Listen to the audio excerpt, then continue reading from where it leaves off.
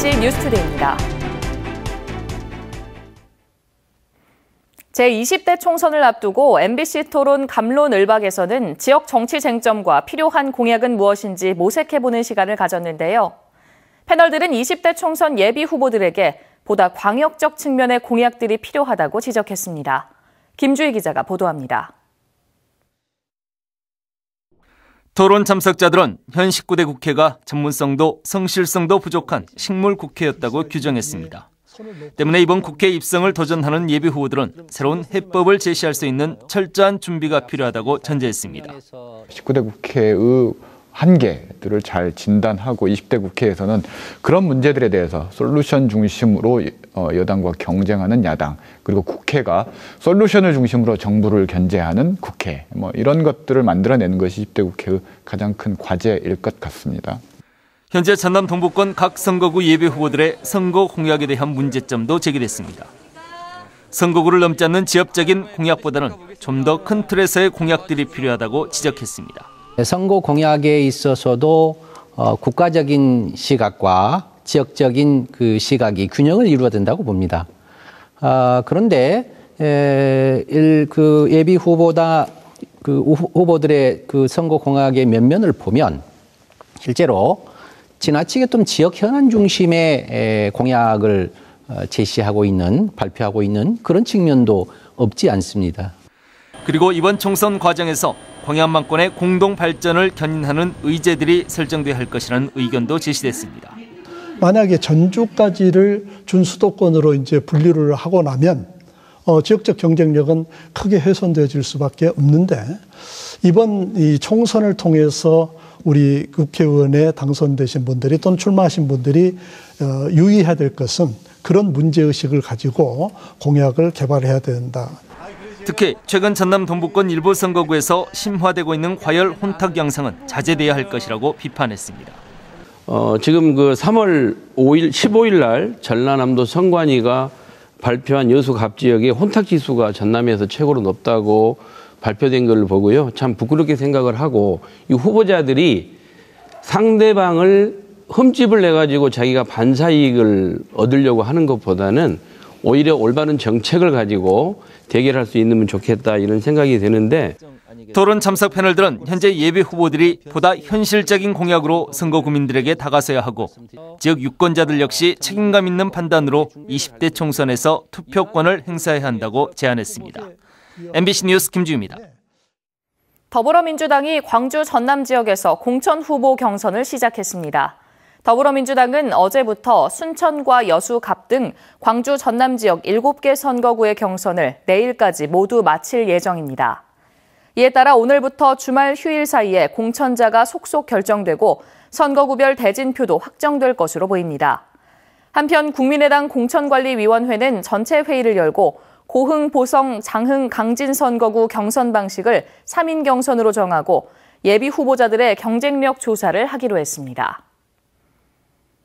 전 전국 농민회 총연맹 사무총장인 위두환 예비 후보가 고흥, 보성, 장흥, 강진 선거구에 국회의원 출마를 선언했습니다. 위 후보는 어제 기자회견에서 농민의 민주주의와 농민을 위한 평생 투혼을 살려 국민의 밥상을 지키기 위해 민중연합당으로 출마를 결심했다고 밝혔습니다.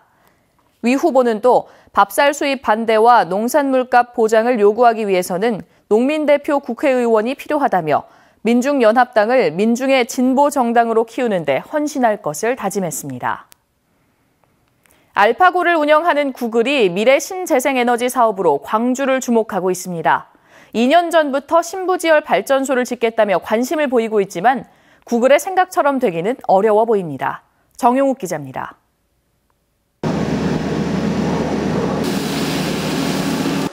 출발은 화려했습니다. 2년 전 구글의 에너지 자회사인 미국의 알타락사는 시추업체 및 광주시와 협약을 맺고 820억 원을 투입해 광주의 신부지열 발전소를 건립키로 했습니다. 신부지열 시추에 광주의 지질이 적합하고 지하 5km까지 뚫을 수 있는 원천 기술도 광주에 있는 시추업체가 갖고 있어서입니다. Hanjin's new drilling technology can also cut the cost of drilling in half. 이후 알타락사와 시추업체는 기술적인 면에서 지속적으로 교류를 해왔습니다.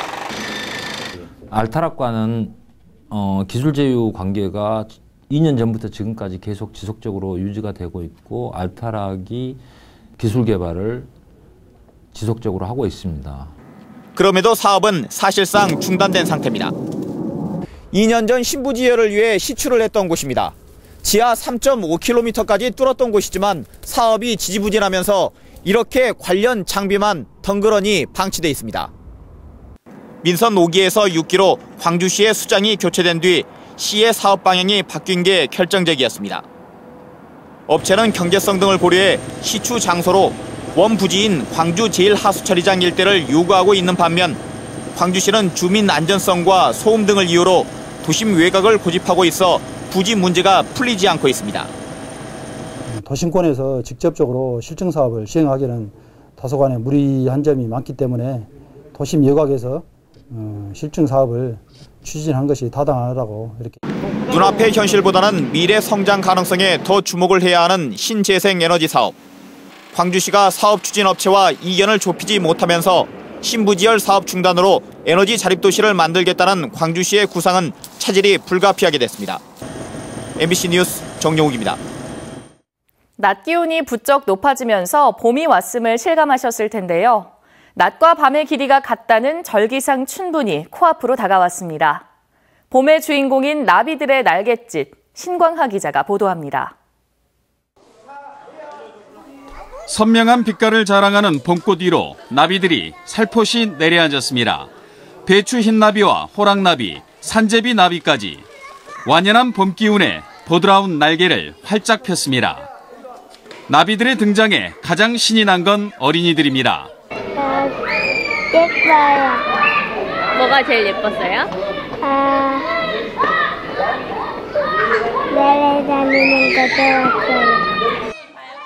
한평 나비 대축제를 한 달 앞두고 나비들이 첫 외출에 나섰습니다. 축제 추진위원회와 어린이들은 올해 축제의 성공을 기원하며 나비 2,016마리를 날렸습니다. 축제의 체험 행사인 나비 날리기를 한 달 앞서 체험해보는 겁니다. 나비 따라 꽃길 따라 한평으로 오십시오. 그러면 여러분들이 마음도 즐겁고 그 시너지가 여러분의 건강까지 접목되실 겁니다. 다음 달 29일부터 열흘 동안 이어지는 제18회 한평 나비 대축제에서는 25종 20만 마리의 나비가 축제장을 수놓게 됩니다. MBC 뉴스 신광하입니다. 최근 트렌드에 맞춰 광양시립중마도서관이 어린이들이 책과 함께 놀 수 있는 놀이형 독서 공간으로 새롭게 단장합니다. 광양시는 중마도서관 어린이실에 동화 구연방을 확장하고 포토존을 설치하는 등 이달 말까지 내부 재단장 작업에 들어간다고 밝혔습니다. 여수시가 시민평가단의 서비스 평가를 바탕으로 올해 1분기 시내버스 재정지원금을 차등 지원합니다.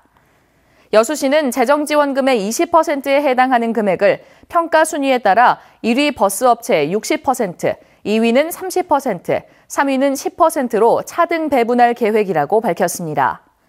이번에 처음 시행하는 재정지원금 차등 지원은 버스업체 서비스 개선을 위해 시민평가단 50명이 지난해 10월부터 주기적으로 버스에 탑승해 서비스 실태를 조사해 반영한 것입니다. 순천시가 올해 도심 속 녹지공간 조성 사업을 추진합니다.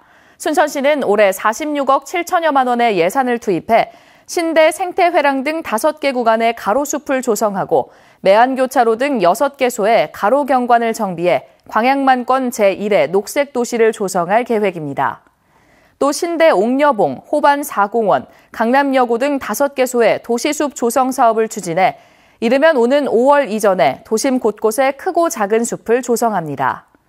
또 기존 시내권에 조성된 가로수와 공원, 각종 화단 등도 완성도 높고 풍성한 녹지대 조성을 위해 수목관리 전문 인력 80여 명을 집중 배치해 정비할 계획입니다.